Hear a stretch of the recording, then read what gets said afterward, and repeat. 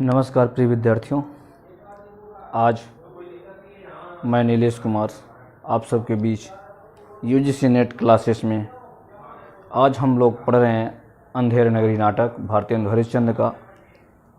भारतेंदु हरिश्चंद्र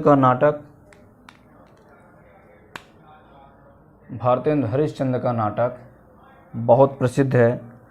जैसा कि आप लोग जानते हैं, बचपन में भी हम लोगों ने पढ़ा था, हो सकता है कुछ लोगों को पढ़ने को न मिला होगा। भारतेंदु, इस नाटक को इतना प्रासंगिक रहा, आज भी प्रासंगिक है, हर जगह प्रासंगिक रहा। आज हम इस नाटक को देखते हैं कि इस नाटक की मेन विशेषता क्या रही। हालांकि ये नाटक बहुत ही प्रासंगिक रहा, जैसा कि देख रहे हैं आप इस नाटक में कि यह नाटक अंधेर नगरी नाटक या प्रहसन नाटक है। इस नाटक में 6 अंक हैं। 6 अंक हैं। 6 अंक में कौन कौन सा है? पहला अंक बाह प्रांत, दूसरा अंक बाजार प्रांत, तीसरा जंगल, चौथा राज्यसभा, पांचवा आरंड, छठवां शमशान। इस नाटक का जो शुरुआत होता है, आप लोग ये इस वीडियो में एकदम क्लिप के माध्यम से भी देखेंगे कि इस नाटक में कौन कौन आते हैं, कैसे कैसे आते हैं, इसके पात्र कौन कौन से हैं। पहले आप पात्र तो जान लीजिए। पहला क्वेश्चन तो आ जाता है कि कौन सा पात्र इस नाटक में नहीं है।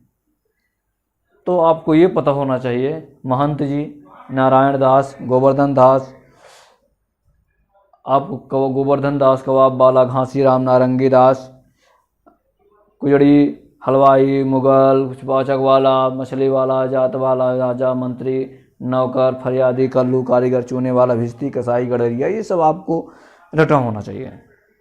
इससे एक क्वेश्चन आता है, हमेशा आता है, किस प्रकार का नाटक है? तो प्रहसन है।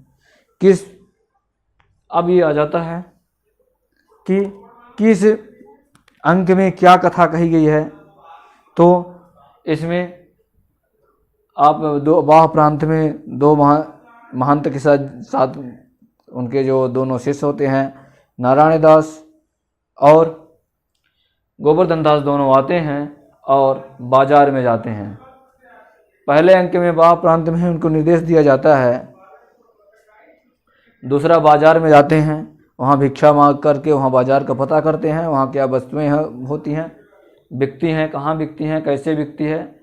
अंक में, तीसरे अंक में पता चलता है जंगल में, जब वहाँ बाजार से लौट कर आते हैं, तो बाजार में लौट कर आते हैं तो क्या लेकर आते हैं गोवर्धन दास अपने गुरु को।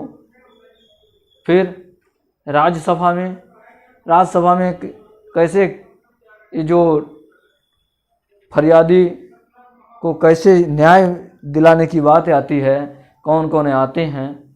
आरंड में गोवर्धन दास को मिठाई खाते हुए पाया जाता है और उन्हें घसीटते हुए लेकर आया जाता है। और शमशान में अंत में जैसे राजा का न्याय होता है, उसे फांसी देने के लिए जब गोवर्धन दास को ले जाते हैं, तो कैसे महंत जी पहुंचते हैं अपने शिष्य को बचा करके। इस संबंध में आप जानकारी के लिए बहुत ही अच्छा नाटक आपको ये देखने को मिलेगा। इस नाटक को अच्छे से आप देखिएगा, बहुत अच्छे से देखिएगा, बहुत मज़ा आएगा। मैंने इससे देखिए, इसमें कैसे गोवर्धन दास आते हैं। इसमें बहुत अच्छा एक पंथ है, मज़ा आता है। जहाँ न धर्म न बुद्धि नहीं, नीति सुजन समाज, अते ऐसे आपन से जैसे चौपट राज। ऐ राजा जैसे चौपट राज। आप इस नाटक को क्रम से देखिए, कितना अच्छा है। 2 बार जरूर देखिए इस नाटक को, कितना मज़ा आता है। कौन कौन आते हैं देखिए, आपको दिखाते हैं।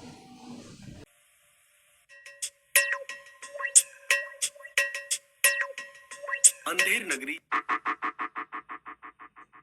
नगर के एक दृश्य में कुछ साधु आपस में बात करते हुए। बच्चा नारायण दास, ये नगर तो दूर से बड़ा ही सुंदर दिखाई पड़ता है। अरे जरा देख, कुछ भिक्षा मिले तो भगवान को भोग लगाएं। गुरुजी महाराज, नगर तो बहुत ही सुंदर है, पर भिक्षा भी सुंदर मिले तो बड़ा आनंद हो। बच्चा गोवर्धन दास, तू पश्चिम की ओर जा और नारायण दास पूर्व की ओर जाएगा।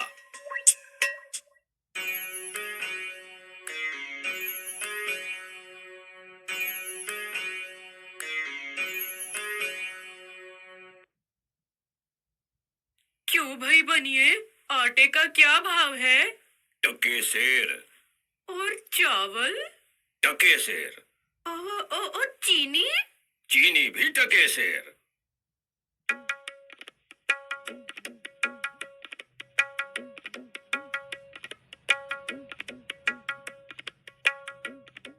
क्यों, भाजी का क्या भाव है? बाबा जी, टके सेर।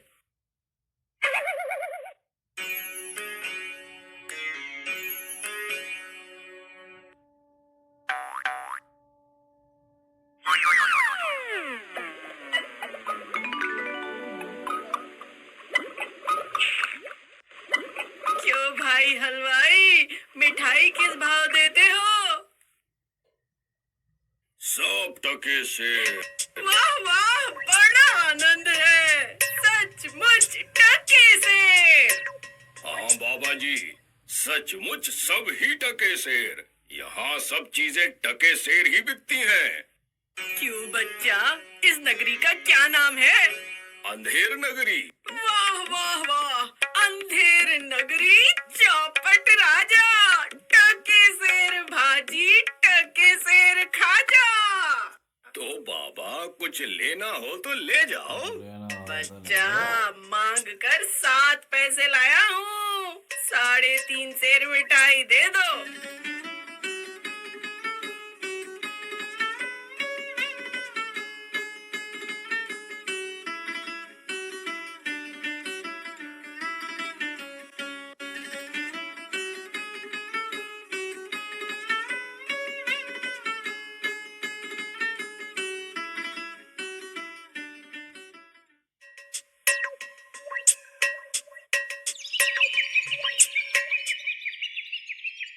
बच्चा गोवर्धन दास, क्या भिक्षा लाए? गठरी तो बहुत भारी मालूम पड़ती है। गुरुजी महाराज, 7 पैसे भीख में मिले थे, उससे 3.5 सेर मिठाई मोल ली है। अरे बच्चा, ये कौन सी नगरी है? अंधेर नगरी, चौपट राजा, टके सेर भाजी, टके सेर खाजा। तो बच्चा, ऐसी नगरी में रहना उचित नहीं है जहाँ टके सेर भाजी और टके सेर खाजा बिकता है। गुरुजी, ऐसा तो संसार भर में कोई देश ही नहीं है। 2 पैसे पास रहने से मजे में पेट भरता है। मैं तो इस नगरी को छोड़कर नहीं जाऊंगा। देख बच्चा, पीछे पछताएगा। मैं तो इस नगर में अब एक क्षण भी नहीं रहूंगा। देख, मेरी बात मान, नहीं तो पीछे पछताएगा। मैं तो जाता हूँ, पर इतना कह देता हूँ कि कभी संकट पड़े तो याद करना मुझे। आज के टाइम में चैंपियन बनना है तो आज के हिसाब से तैयारी। मिठाई खाने में बड़ा मजा आता है। हाय हाय, क्या मजा आ रहा है, वाह वाह। गुरुजी ने फालतू मना किया था मुझे। बोलो, क्या हुआ? महाराज, कल्लू बनिए की दीवार गिर पड़ी, सो मेरी बकरी उसके नीचे दब गई। दुहाई है महाराज, न्याय हो। अच्छा, तो कल्लू बनिए को पकड़ लाओ।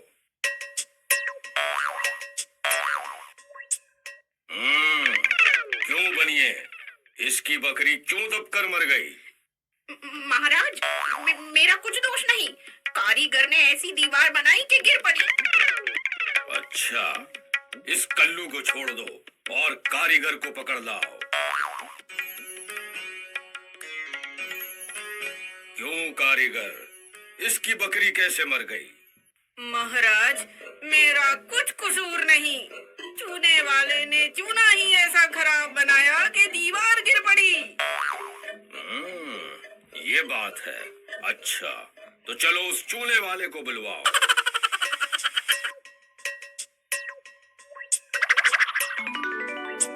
क्यों चूने वाले, तुमने खराब चूना क्यों दिया?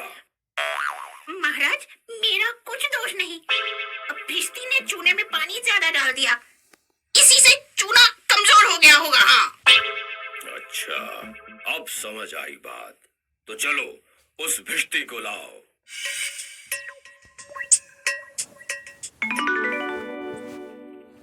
क्यों भाई भिश्ती, इतना पानी क्यों डाल दिया तूने कि इसकी दीवार गिर पड़ी और बकरी दब गई? महाराज, गुलाम का कोई कसूर नहीं। कसाई ने मशक इतनी बड़ी बना दी थी कि उसमें पानी ज्यादा आ गया। अच्छा, तो चलो कसाई को लाओ और इस भिश्ती को निकालो यहाँ से। क्यों भाई कसाई, तुमने ऐसी मशक क्यों बनाई? महाराज, गडरिया ने टके सिर पर ऐसी बड़ी भेड़ मेरे हाथ बेची कि मशक बड़ी बन गई। अच्छा, चलो कसाई को निकालो और अब गडरिये को लेकर आओ। क्यों भाई गडरिये, ऐसी बड़ी भेड़ क्यों बेची तूने? महाराज, उधर से कोतवाल साहब की सवारी आ रही थी, इस कारण मैंने छोटी बड़ी भेड़ का ख्याल ही नहीं किया। मेरा कुछ कसूर नहीं। चलो अच्छा, इसको निकालो अब और कोतवाल को पकड़ कर लाओ। क्यों भाई कोतवाल, तूने ऐसी शानदार सवारी निकाली कि गडरिये ने घबरा कर बड़ी भेड़ बेच दी है? महाराज, मैंने कोई कसूर नहीं किया। मैं तो शहर के इंतजाम के लिए जाता था। ये तो बड़ा गजब हुआ। ऐसा ना हो कि ये बेवकूफ इस बात पर सारे नगर को फूंक दे या फांसी दे दे। नहीं, तुमने इतनी धूम से सवारी क्यों निकाली? हाँ, ये नहीं, तुमने ऐसी धूम से सवारी क्यों निकाली जिसका परिणाम ये हुआ कि बकरी मर गई? महाराज, महाराज, कुछ नहीं महाराज, महाराज, ले जाओ कोतवाल को और शीघ्र फांसी पर चढ़ा दो। महाराज।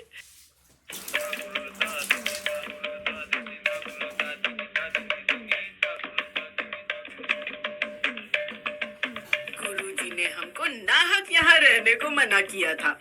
माना कि देश बहुत बुरा है, पर अपना क्या, हम किसी राजकाज में थोड़े ही हैं कि कुछ डर हो।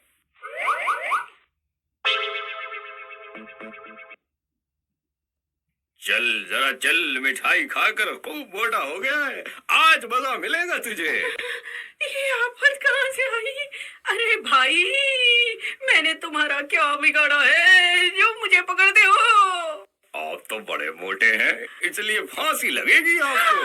मोटा होने से फांसी? अरे अरे, ये कहाँ का न्याय है? अरे, साधुओं से हंसी नहीं की जाती। बच्चा, जब सूली पर चढ़ जाओगे तब मालूम होगा कि फांसी है या हंसी। सीधी तरह चलते हो कि घसीट कर ले चलें? बात क्या है कि एक साधु आदमी को नाहक फांसी पर चढ़ाना चाहते हो? बात यह है कि कल कोतवाल को फांसी का हुक्म हुआ था। जब फांसी देने को उसे ले गए तो फांसी का फंदा बड़ा निकला, क्योंकि कोतवाल साहब दुबले हैं। हम लोगों ने महाराज से अर्ज की, इस पर हुक्म हुआ कि एक मोटा आदमी पकड़कर फांसी दे दो, क्योंकि बकरी मरने के अपराध में किसी न किसी को सजा होना जरूरी है, नहीं तो सच्चा न्याय न होगा। हे प्रभु,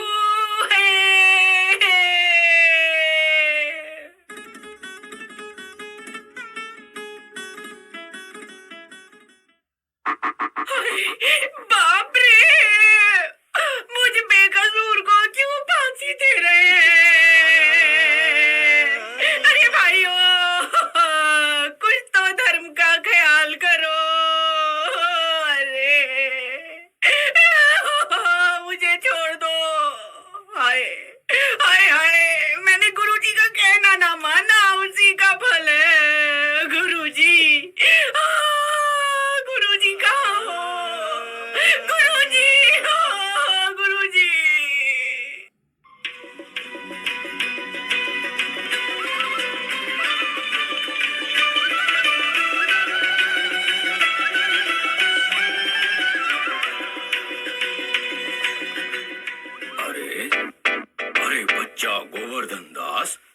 मेरी ये क्या दशा है? गुरुजी, दीवार के नीचे बकरी दब गई जिसके लिए मुझे फांसी दी जा रही है। गुरुजी बचाइए, मुझे बचाइए। अरे बच्चा, मैंने तो तुझसे पहले ही कहा था कि ऐसे नगर में रहना ठीक नहीं, पर तूने मेरी बात नहीं सुनी। मैंने आपका कहा नहीं माना, उसी का फल मिला मुझे। बचाइए गुरुजी, बचाइए। कोई चिंता नहीं, कोई चिंता नहीं, नारायण सब ठीक करेंगे। अरे सुनो, मुझे अपने शिष्य को अंतिम उपदेश देने दो। तुम लोग जरा चलो किनारे हो जाओ। महाराज, हम हट जाते हैं, आप बेशक उपदेश दीजिए।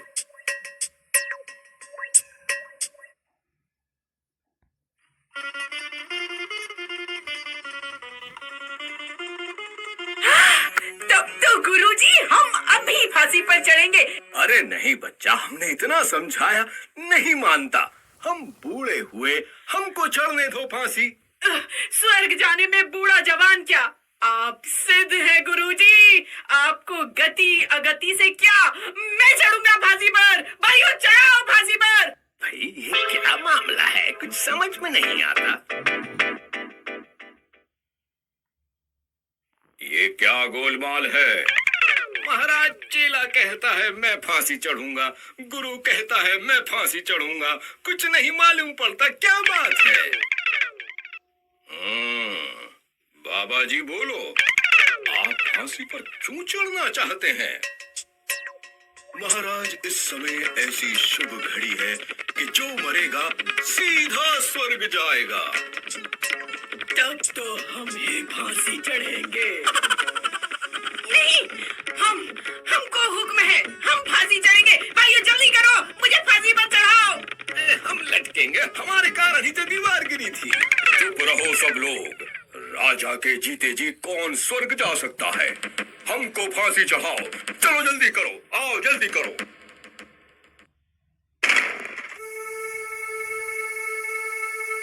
मूल्य, अनुभव, समझ, लालच, बुरी बला, यथा राजा तथा प्रजा।